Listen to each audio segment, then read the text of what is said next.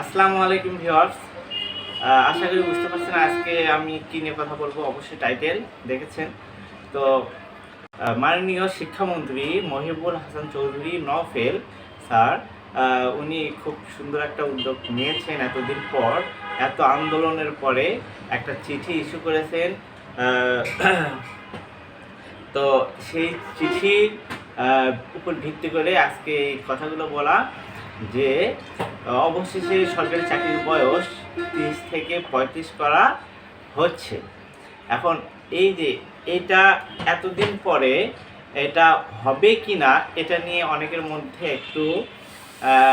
একটু কনফিউশন আছে। এখন আমি এটা জোরালোভাবে বলতে পারি যে এটা অবশ্যই বাস্তবায়ন হবে। এই জন্য যে আগে আমি আপনাদেরকে চিঠিটা পড়ে শোনাই। আমার সালাম ও শুভেচ্ছা গ্রহণ করবেন। আপনার সদয় অবগতির জন্য জানাচ্ছি যে সরকারি, বেসরকারি, আধা সরকারি, রাষ্ট্রায়ত্ত প্রতিষ্ঠান, স্বায়ত্তশাসিত সহ বাংলাদেশে বিদ্যমান সকল ধরনের চাকরিতে আবেদনের বয়সসীমা 30 বছরকে মানদণ্ড হিসেবে অনুসরণ করে।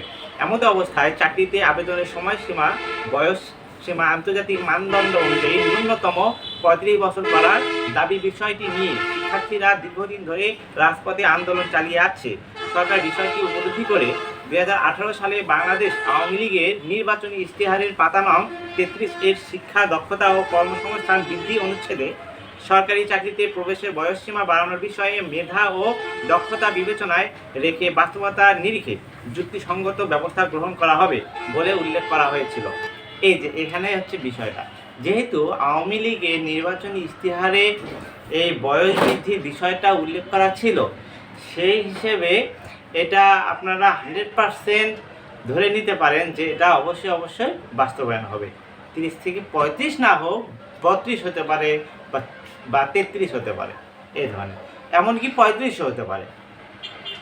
দেখেন, বর্তমান বাস্তবতায় আরও লেখা আছে, বাংলাদেশের সকল পর্যায়ে চাকরিতে আবেদনের বয়স সীমা আজ থেকে 33 বছর আগে অর্থাৎ 1991 সালে 27 বছর থেকে 30 বছরে উন্নীত করা হয়, যখন বাংলাদেশের মানুষের গড় আয়ু ছিল 57 বছর। অর্থাৎ আমাদের শিক্ষামন্ত্রী এই যুক্তিটা দিচ্ছে, বা এটা যে যুক্তিসঙ্গত সে ব্যাখ্যাটা এখানে দিচ্ছে। বর্তমানে বাংলাদেশের মানুষের গড় আয়ু বৃদ্ধি পেয়ে 73 বছর বিধায় চাকরিতে আবেদনের বয়সসীমা বৃদ্ধি করা যৌক্তিক। এখন ডেমোগ্রাফিক ডিভিডেন্ড ও বাংলাদেশে বর্তমান তার অপ্রতিরোধ উন্নয়ন অগ্রযাত্রায় এই বিশেষ ধাপ অতিক্রম করে সামনের দিকে আরও এগিয়ে যেতে হবে। এই লক্ষ্যে সকল শিক্ষার্থীদের সরকারি চাকরিতে প্রবেশের বয়স অবশ্যই 30 থেকে বাড়িয়ে ওনারা 32, 33, 34 বা 35 যে কোনো একটা সিদ্ধান্তে আসবে বলে আমি আশা করি। তো এটা জনপ্রশাসন মন্ত্রণালয়ে এই চিঠিটা ইস্যু করা হয়েছে।